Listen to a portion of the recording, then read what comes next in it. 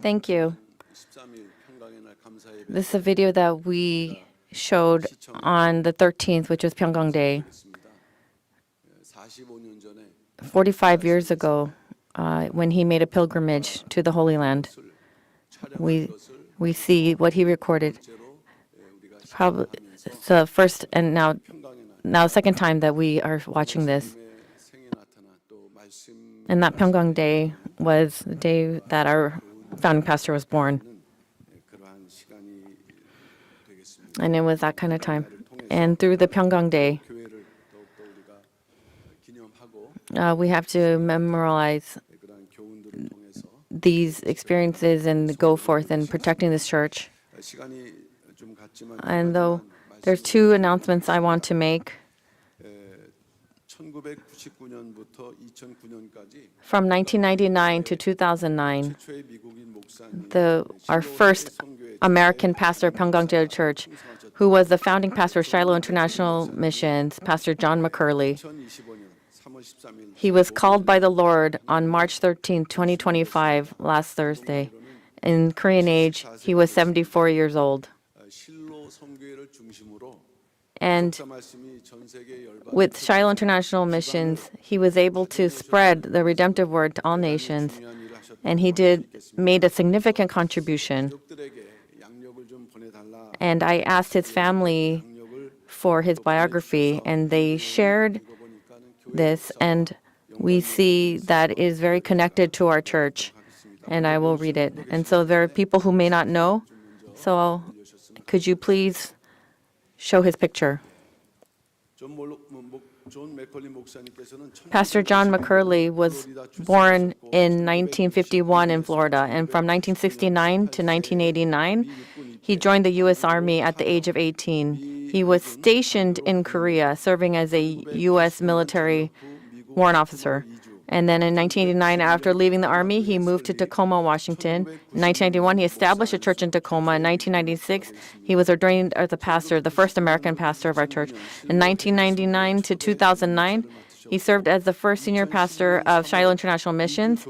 In March 2010, he founded Covenant of the Torch in Hinesville, Georgia, and established Berean Seminary. And on October 6, 2021, he retired due to illness. And then in March 13, 2025, he was called by the Lord. To give you more details, Pastor John McCurley was born in Florida in 1951 and joined the U.S. Army at the age of 18. So after completing his basic training, he was one of the few soldiers deployed to Korea instead of Vietnam in 1969. Pastor John, he served as an Army warrant officer from 1969 to 1989, mostly in Korea and Georgia. And during his military service, he worked as a helicopter crew member and mechanic near the DMZ, and then later worked in military intelligence and logistics, and retired as a logistics officer. And after his military service, he moved to Tacoma. He established a church there in 1991 with longtime co-workers in the faith. And his lifelong friend, Pastor Andy, or Barnabas Phipps, he was his first elder and evangelist. And Pastor McCurley was deeply influenced by his grandfather, a faithful servant of God. So while studying God's Word, he met Pastor Abraham Park and attended the Reformed Seminary in Tacoma, and there he completed his Master's of Divinity, and later earned a doctoral degree in response to his calling as a pastor. On March 29, 1996, Pastor McCurley was ordained as the first American pastor of our Church of the Word and served as the founding pastor of the Cheil International Missions from 1999 to 2009. After returning to the U.S., he planted the Covenant of the Torch Church in Georgia in March 2010 and established Berean Seminary. 20 years ago, he was diagnosed with a rare and aggressive cancer, and doctors only gave him 6 months to live. However, he miraculously overcame that disease and survived, and was able to work still as a pastor. In 2021, due to a severe stroke caused by COVID-19, he retired from ministry. And he spent over 3 years with his beloved family before passing away from pneumonia on March 13th, 2025. and he worked really hard for the church. And so I and also Pastor Lee Jae-hyun will attend his heavenly send-off service, which will be Saturday, the 22nd of this month. And we will attend this worship service and pay our respects and return. And I would like to give you one more announcement.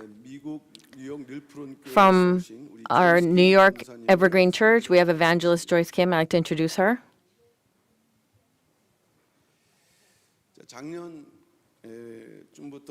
So last year, our pastor Andrew Pak of Evergreen Church in the United States expressed his desire to send an evangelist from New York Evergreen Church to Korea, and he asked many times for training. So on the 14th of this month,